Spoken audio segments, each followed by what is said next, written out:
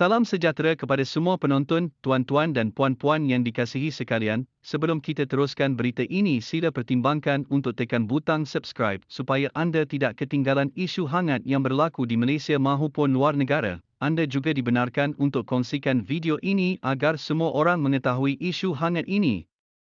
Baiklah, isu hangat hari ini ialah Malaysia bernasib baik kerana ada ketua negara yang lantang bersuara menentang musuh utama negara, iaitu korupsi atau rasuah, kata ahli jawatankuasa mengenai rasuah, JKMR, SPRM, Hassan Abdul Karim. Bagi saya, korupsi musuh negara nombor 1 dan inflasi musuh negara nombor 2.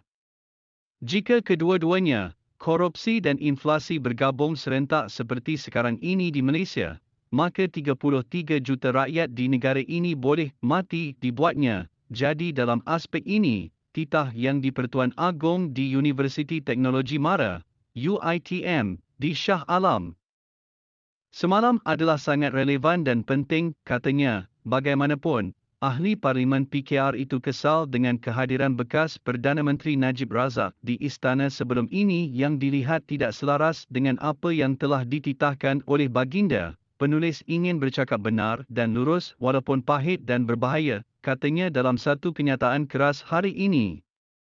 Hassan mengulas titah yang di-Pertuan Agong Al-Sultan Abdullah Araiyatuddin Al-Mustafa Billah Shah sempena istiadat Convocation UiTM ke-93 di Shah Alam semalam, yang menekankan penerapan nilai-nilai jati diri dalam pelajar dan mencela amalan rasuah kerana ia adalah bagai sebuah barah yang boleh menghancurkan sebuah tamadun. Mengelak daripada terus menyalahkan yang di-Pertuan Agong sebagai menghormati institusi diraja dan istana negara, ahli Parlimen Pasir Gudang itu menjadikan penasihat dan pembantu istana, termasuk peguam negara sebagai sasarannya. Pegawai-pegawai istana tersebut yang membawa gelaran hebat-hebat seperti Datuk Bijaya Diraja, Datuk Bentara Diraja dan lain-lain.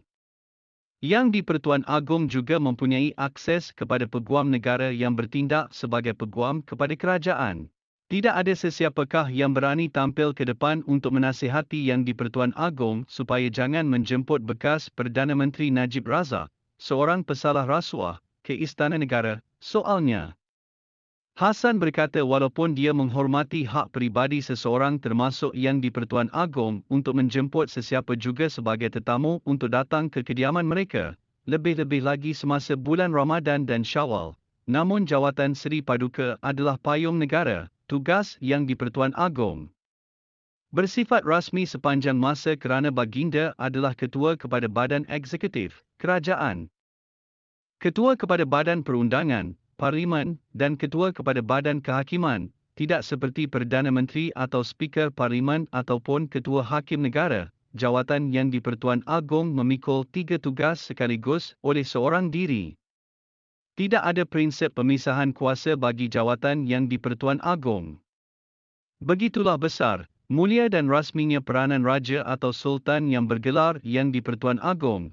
Jadi penulis menganggap satu kesilapan telah berlaku di pihak Istana Negara apabila Najib Razak diundang untuk santapan diraja bersama yang di-Pertuan Agong dan peristiwa itu kemudian ditular di media sosial dan dikongsi kepada khalayak ramai. Tentu sekali termasuk pelajar-pelajar universiti. Dan tentu sahaja ada anak-anak mahasiswa yang menjadi graduan di istiadat Convocation di UiTM Shah Alam semalam dikala mereka mendengar nasihat yang di-Pertuan Agong mengenai bahaya rasuah akan teringat peristiwa Najib diundang ke Istana Negara untuk bersantap bersama baginda, katanya. Oleh itu Hassan berkata adalah molek jika ucapan baginda tersebut selaras dengan apa yang telah dilakukan oleh baginda, meminjam kata-kata dari bahasa asing, walk the talk, katanya, mengulas lanjut. Hassan, Najib mempunyai kewajipan moral untuk mengingatkan Seri Paduka bahawa dia telah disabitkan kesalahan dan dijatuhkan hukuman atas 7 pertuduhan berhubung dengan penyelewengan 42 juta RM dana SRC International. Sabitan bersalah dan hukuman ke atas Najib itu telah disahkan oleh 3 orang hakim Mahkamah Rayuan berikutnya. Apabila Mahkamah Rayuan mengekalkan hukuman Mahkamah Tinggi Kuala Lumpur dan menolak rayuan Najib, Najib sepatutnya menjadi seorang negarawan dengan berani.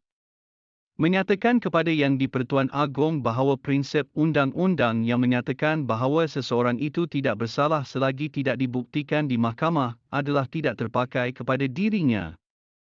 Ini adalah kerana Najib telah dibuktikan bersalah di dua buah mahkamah, iaitu Mahkamah Tinggi Kuala Lumpur dan Mahkamah Rayuan Malaysia. Walaupun Najib telah membuat rayuan lanjut ke Mahkamah Persekutuan tetapi rayuan tidak bermakna sabitan kesahan dan hukuman dilupuskan.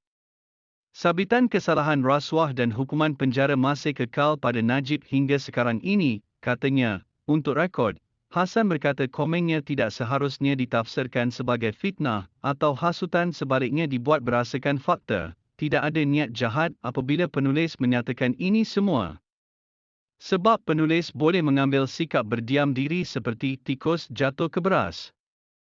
Tetapi itu tentunya bukan hasrat Yang di-Pertuan Agong apabila melantik penulis sebagai seorang ahli jawatan kuasa mengenai rasuah, JKMR, SPRM, katanya. Najib, yang menurut pengkritiknya mendakwa mengharapkan pengampunan diraja, juga dibicarakan atas tuduhan berkaitan penyelewengan dana 1 MDB, yang disifatkan sebagai skandal kewangan terbesar di dunia. Sebelum ini, bekas Presiden Badan Peguam Malaysia Ambiga Srinivasan turut melahirkan rasa kecewa terhadap kehadiran Najib di sebuah majlis di istana.